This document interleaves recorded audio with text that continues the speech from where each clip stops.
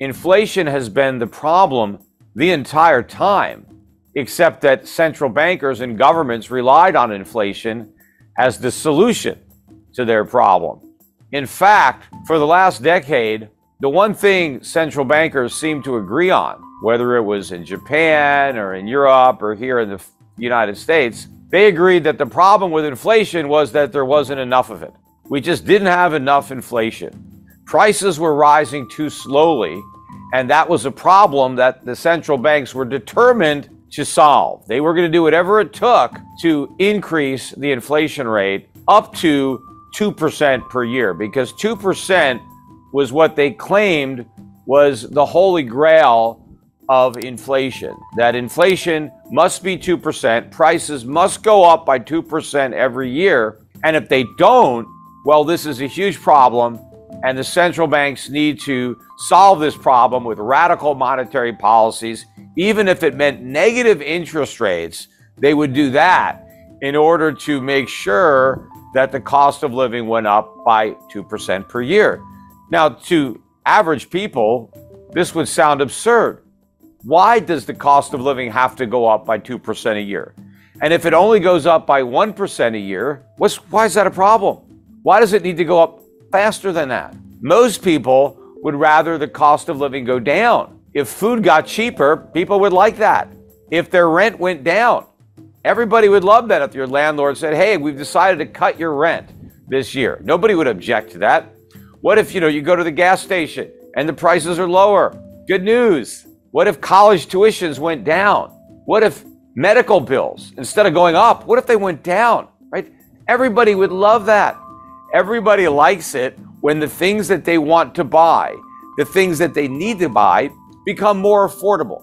So why was it a problem for the central banks that the stuff we needed to buy wasn't going up in price fast enough, and it needed to rise faster? And first of all, where did they get this 2% figure? Why is 2% so great? Why not 1.5%? What's wrong with that? Or 2.5%? I mean, why is 2.5% too high and 1.5% too low? Why is 2% just right? And the answer is, it's not. 2% is not better than 1%. It's worse. 1% is better, and negative 1% is better than positive 1% when it comes to prices. But the way this 2% target came about was years ago. Many central banks began implementing 2% inflation as a ceiling. What the central bankers were telling everybody was that we're going to keep inflation below 2%. If it gets up to 2%, we're going to take action, because 2% is our ceiling. We don't want it to get above 2% a year. So as long as it's below 2%, everything is okay. Gets to 2% or higher, we're going to spring into action to make sure it comes back down. Well, somehow along the way, that 2% ceiling became a target where central banks said, we need to get up to 2%. That was never their mandate. No central bank had a mandate of making sure inflation was 2%. It was just making sure inflation was below 2%. That didn't mean that if it was 1%, they had to try to get it up. They would just say, oh, it's 1%, that's great, it's below 2%, we succeeded. But they completely changed. Why did they do that? It was all a pretense. The central bankers were faced with some serious economic problems that they didn't want politicians to have to deal with. Countries had run up a lot of debt, and the governments really didn't have the ability to pay all this debt. And so what central banks did was lower interest rates to make that debt affordable by lowering the interest payments on that debt. And that allowed governments all over Europe, governments in the United States, to continue to pile on debt without having to make any difficult political choices of raising taxes or cutting spending. But also, because central banks kept interest rates so low, it wasn't just government debtors that were able to go deeper into debt. It was the private sector, corporations, individuals, everybody loaded up with debt. And the more debt everybody took on, the more the Federal Reserve and other central banks felt compelled to keep interest rates artificially low, because allowing interest rates to rise would have caused a financial crisis. A lot of people would have defaulted on their debts, including governments. And so the central banks kept interest rates low and kept printing money. Now, they called it quantitative easing, but quantitative easing is basically a euphemism for inflation. That's what it is. When the Federal Reserve launched quantitative easing for the first time in 2009, what it really decided to do was monetize government debt and create inflation. That's what quantitative easing was all about. It was about inflation.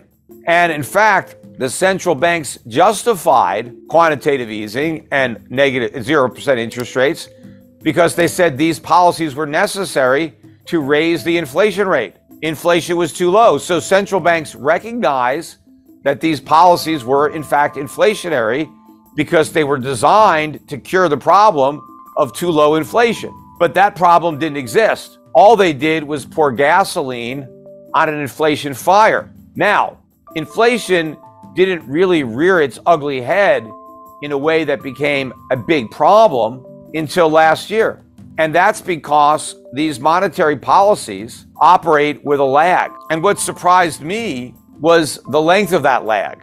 The inflation that we're experiencing now in 2022 really started in 2009, 2010. We haven't even caught up to the inflation we created in 2020. That's coming. But there's all this inflation in the pipeline. Another reason that inflation did not become as big a problem is because the way the money entered the economy in many cases was through the banking system, through the financial markets. So the prices that were impacted the most by inflation were stock prices, bond prices, real estate prices. And so people didn't mind when inflation was making them richer. In fact, people like that. Politicians like that. Everybody likes a bull market. So when inflation is first entering the economy and the first impact it has is on asset prices, nobody's worried about it. And so the central bankers kept creating it. The other factor that was important was the fraudulent way that governments measure inflation, particularly here in the United States. I'm more familiar with our CPI, but I think other CPIs in other countries are similarly flawed by design. The increase in consumer prices, the way it's officially measured, is not nearly as great as what is actually experienced by consumers when they're buying goods and services. So if you have an official measure of inflation that says prices are going up by 1.5% a year, it's possible they're going up by 4 or 5% a year in reality. And so when the government says, hey, we don't have enough inflation, we got to get that 1.5% inflation up to 2%, what they're actually doing is getting that 5 or 6% inflation rate up to 10%. Now, where we are today, you've got nations all around the world reporting official inflation rates at 8%, 9%, 10% or more, which means the unofficial actual rate of inflation is probably somewhere between 50 and 20%. So inflation is an enormous problem all over the United States. Look, I just got the other day my new premium for my homeowner's insurance policy for my house I have in Connecticut, and it was a 38% increase over the prior year. I mean, that dwarfs what the government says inflation is. And the reason my insurance premiums went up so much is because they said the cost of replacing the house, if it burns down, has gone up so much. Because of the increase in raw materials and labor costs, it's going to cost 38% more to rebuild my house than it would have cost to rebuild the same house a year ago. That's what's going on in reality. And I've experienced in my personal life, and so have so many other people that email me, price increases that dwarf what the government claims is the increase.